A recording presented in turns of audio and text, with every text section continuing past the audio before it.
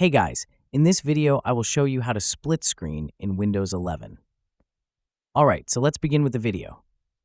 Now in order to do this, the first thing you're going to want to do is actually come down to your toolbar at the bottom.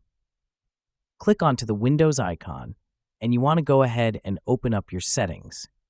If you don't see this here, just simply type Settings into the toolbar and open up the Settings app underneath Best Match. Once you're in your settings, what you want to do is come to the search box in the top left-hand corner and go ahead and type Multi in. After doing this, you should see the multitasking settings come up as an option, so you want to give this a click.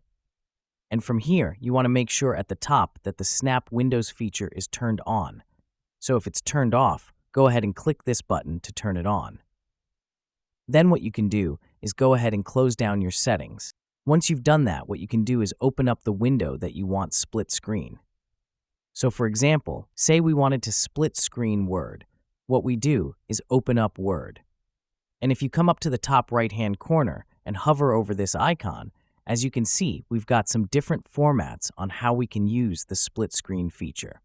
So what I can do, for example, is select this one and have Microsoft Word on the right-hand side. Then what we can do is choose one of our open windows for the left-hand side. So say, for example, I wanted to have Google Chrome. Then I would click onto Google Chrome. And just like so, as you can see, we've now enabled the split screen feature. Of course, we can change this further. So again, we can hover over this icon just up here, and we can change to, for example, like a quad display, just like so, and just simply repeat the process. So that's basically how you can split screen in Windows 11. So that's all for this video. Consider subscribing if you find it helpful, and I'll catch you in the next one. Thanks.